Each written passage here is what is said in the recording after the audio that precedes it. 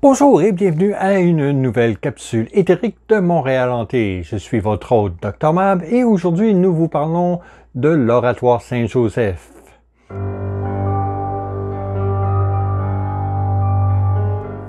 Avec plus de 200 cas de fantômes répertoriés, Montréal mérite amplement sa réputation de ville la plus hantée d'Amérique du Nord. Et la mission de Montréal Hanté est de vous les faire connaître.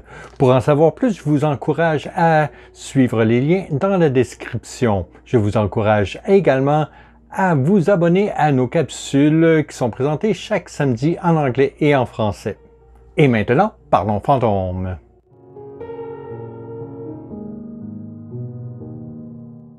L'Oratoire Saint-Joseph du Mont-Royal est la plus grande église du Canada et possède également l'un des plus grands dômes du monde. Cette basilique mineure, située sur le versant ouest du Mont-Royal, accueille plus de 2 millions de visiteurs et de pèlerins chaque année. On dit également qu'elle attire des visiteurs de l'au-delà.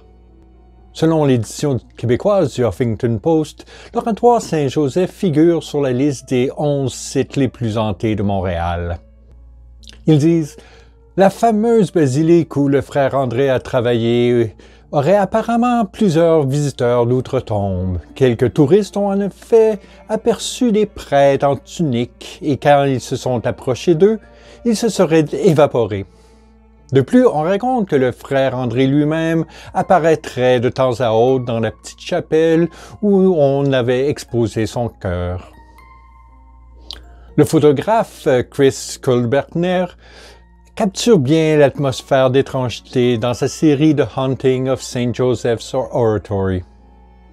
Mais avant de plonger dans les histoires de fantômes, il est important d'examiner l'histoire remarquable de l'oratoire. La chapelle originale est inaugurée en octobre 1904 et elle est agrandie à 2 reprises avant qu'il soit décidé en 1915 de construire une église pour accueillir les nombreux fidèles. La basilique est dédiée à Saint Joseph, qui est considéré comme le saint de la vie quotidienne et à qui on s'adresse avec des soucis mineurs et également à des moments déterminants de la vie. Traditionnellement, on se confie à Saint Joseph de ses problèmes de famille, de travail, de santé, de décès ou de besoins matériels. L'Oratoire Saint-Joseph du Mont-Royal est le plus grand sanctuaire au monde à lui être dédié.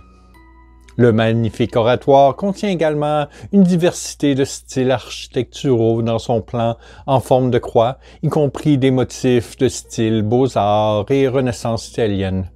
Ironiquement, un oratoire suggère un petit lieu et est défini comme une chapelle aux dimensions restreintes. Le premier petit oratoire était en effet en bois et c'était la graine de ce qui allait devenir la plus grande église au Canada. Étant donné que la basilique se trouve sur le flanc du Mont-Royal, les visiteurs et pèlerins peuvent emprunter un des 3 escaliers parallèles de 283 marches pour s'y rendre. 2 sont pour monter à pied et l'autre au centre pour les plus pieux. Ces personnes doivent se mettre à genoux et prononcer une prière pour chacune de ces 283 marches. Une fois à l'intérieur, l'oratoire propose une série de couloirs sombres et de lieux de culte éclairés à la bougie, ainsi que des reliques telles que les centaines de paires de béquilles abandonnées qui tapissent les murs. Celles-ci servent de preuve des guérisons miraculeuses fournies par cet humble prêtre qui allait devenir un saint. Frère André, un des 12 saints de Montréal, était réputé posséder des pouvoirs de guérison grâce à son dévouement à Saint Joseph et à l'application d'une pommade à l'huile spéciale à tous les croyants qui lui demandaient. De nombreux pèlerins souffrant de maladies, de handicaps, de cécité, etc., sont entrés dans son oratoire, y compris de nombreux non-catholiques. Dans plusieurs cas, il a pu les guérir miraculeusement par une prière divine à Saint Joseph, à qui frère André a attribué tous ces miracles. Né Alfred Bessette en 1845 à Saint-Grégoire-le-Grand, au sud-est de Montréal, il était si malade bébé que ses parents le baptisèrent immédiatement, craignant qu'il ne survive pas. Mais il y parvint, bien que fragile et souffrant d'une affection permanente à l'estomac. Après le décès de ses parents, en 1857, Bessette, alors âgé de 12 ans, est recueilli par une famille de Saint-Césaire où il vivait alors. Ses 9 frères et sœurs sont dispersés pour vivre chez famille et amis. Non qualifié et illettré, Bessette passe d'un emploi à l'autre, travaillant comme aide-forgeron, boulanger, cordonnier. En 1870, il entre au noviciat de la congrégation de Sainte-Croix et prend le nom de frère André. À cause de sa santé fragile et son manque de compétences, ses supérieurs le nomment portier, infirmier et tendeur de lampes au collège Notre-Dame, situé dans ce qui était le village de Côte-des-Neiges. Il y avait notamment pour tâche de faire les courses, couper les cheveux et gérer le linge. L'humble frère a déclaré à propos de son passage au collège « Mes supérieurs m'ont montré la porte et je suis resté là pendant 40 ans. » Bien qu'il n'ait jamais dépassé des positions les plus basses au sein de son ordre, le frère André deviendra la figure religieuse la plus populaire du 20e siècle au Québec. Le premier miracle du frère André se produisit en 1877. Lorsque son collègue, le frère Aldéric, se plaint d'une douleur à la jambe, le frère André prend un peu d'huile dans une lampe allumée devant une statue de Saint-Joseph. Il l'offre au frère Aldéric et lui dit de la frotter sur sa jambe en priant Saint-Joseph pour le soulagement. Miraculeusement, à la suite de la procédure, la jambe est complètement guérie. La rumeur de ses pouvoirs de guérison se répand et bientôt, des Montréalais de toutes sortes font la queue pour demander de l'aide au frère André. Sa réputation grandit et bientôt, il est surnommé le petit frère qui guérit tous les maux. Malgré les critiques de nombreux adversaires, dont beaucoup le qualifient de charlatan, il bénéficie du soutien du diocèse. Les responsables de la congrégation sont impressionnés par ses pouvoirs de guérison inexplicables et lui demandent de construire une petite chapelle pour accueillir les malades.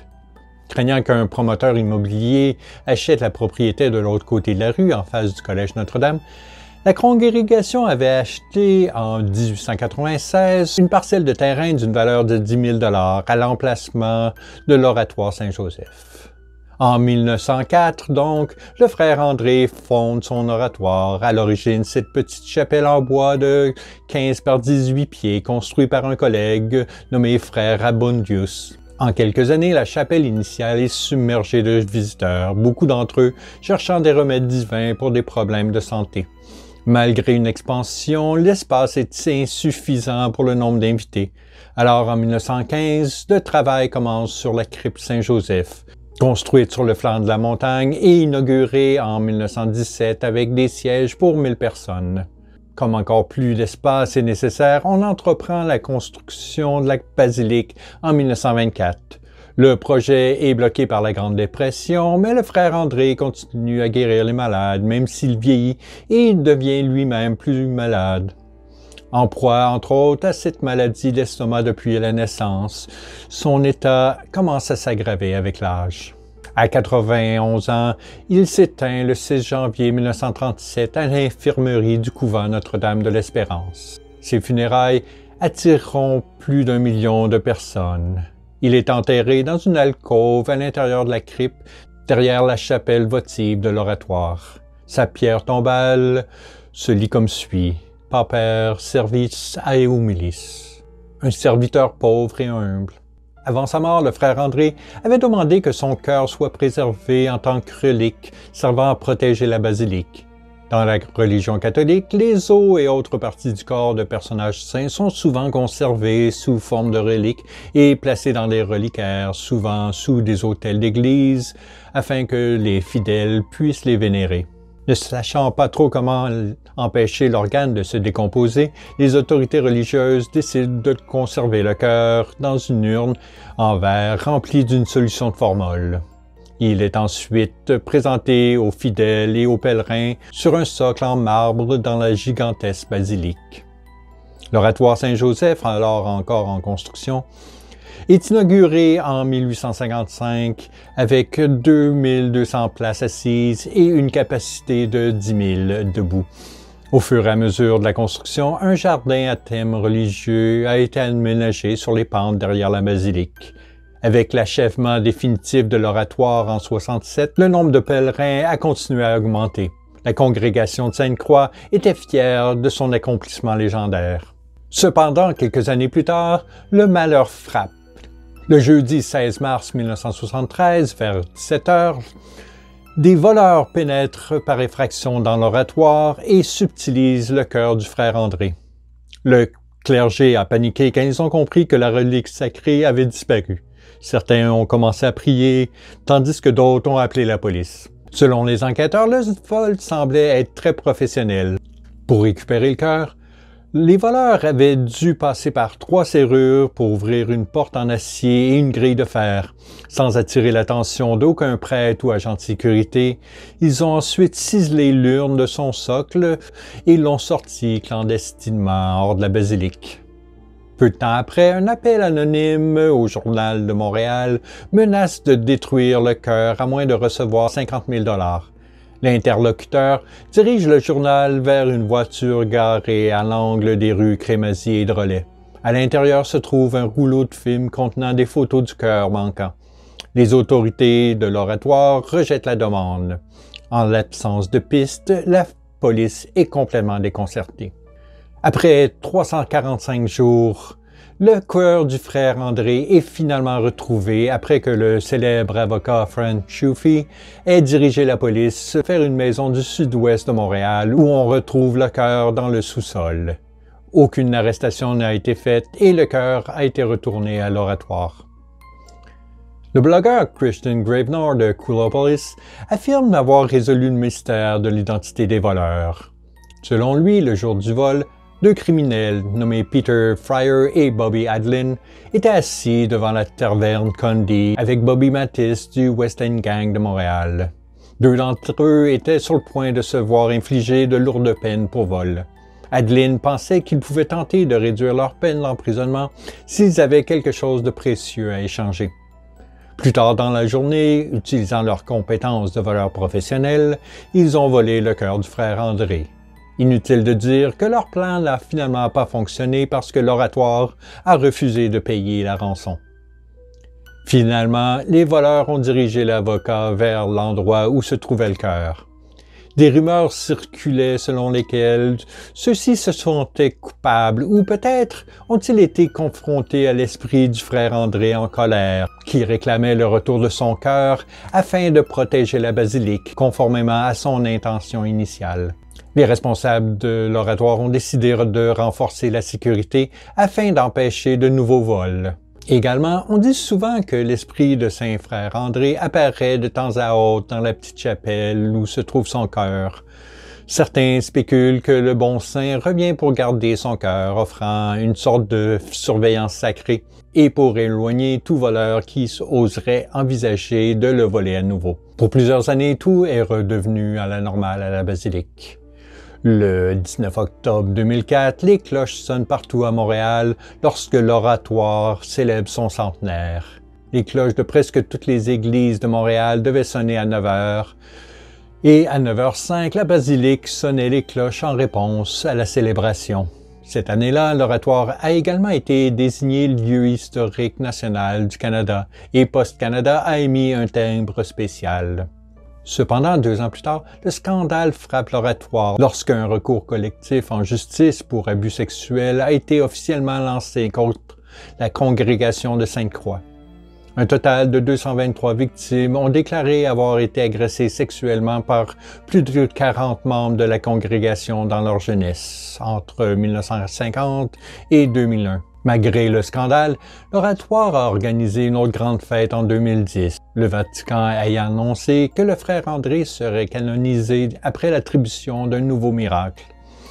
En effet, un garçon de 9 ans dans le coma souffrait de graves lésions cérébrales après un accident de vélo et il s'est rétabli après que sa famille ait prié frère André.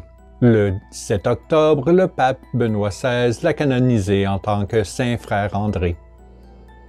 Dans l'espoir de mettre fin au scandale de pédophilie, la congrégation de Sainte-Croix s'est excusée en 2013 et a versé près de 18 millions de dollars pour indemniser 206 victimes dans 3 de ces institutions, dont le Collège Notre-Dame. Le père Jean-Pierre Aumont, supérieur provincial canadien de la congrégation, a déclaré dans un communiqué « Certains membres de notre congrégation ont violé leurs vœux et ont échoué dans leur mission. » Par ailleurs, le recours collectif n'incluait pas l'Oratoire Saint-Joseph.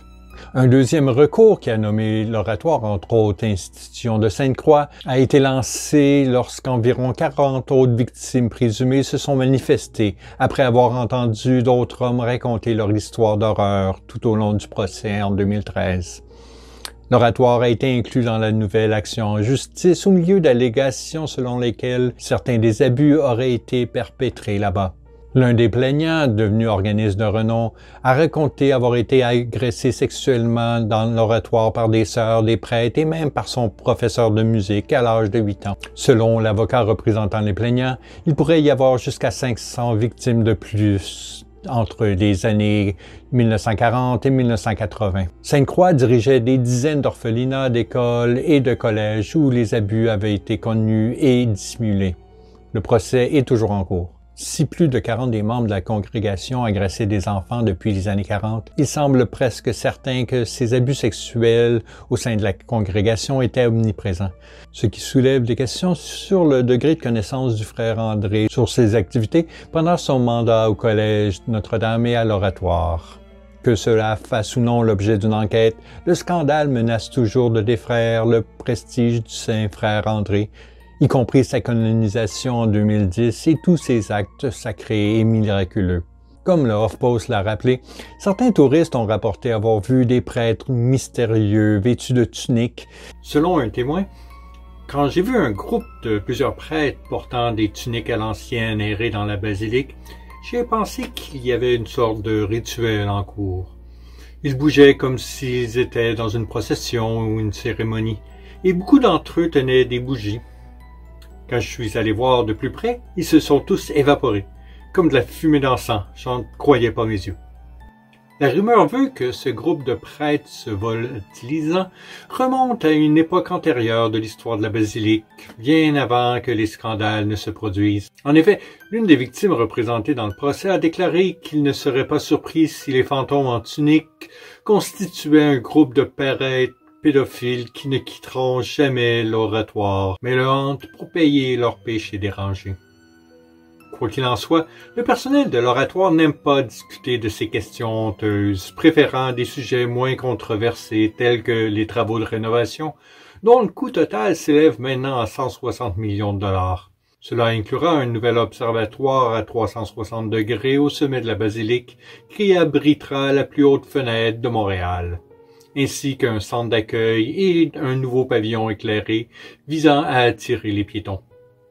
Les travaux devraient s'achever en 2023.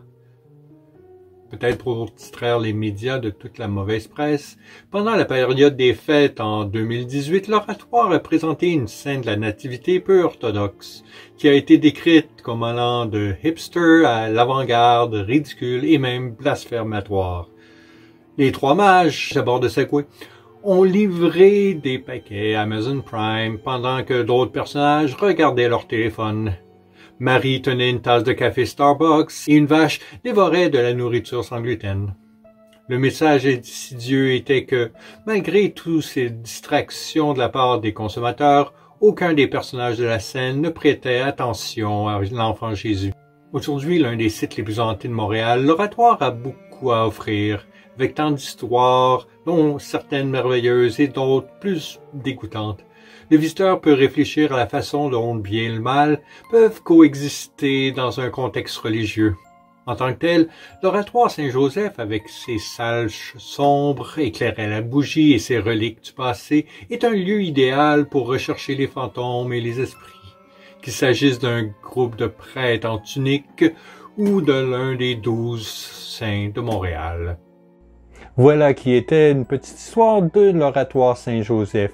Si vous y avez fait des rencontres spectrales, n'hésitez pas à nous en faire part dans les commentaires. N'hésitez pas non plus à aimer la vidéo, vous abonner et activer les notifications pour ne manquer aucune de nos capsules. D'ici samedi prochain, je vous souhaite une bonne semaine et gardez l'œil ouvert, on ne sait pas quel fantôme rôde à Montréal.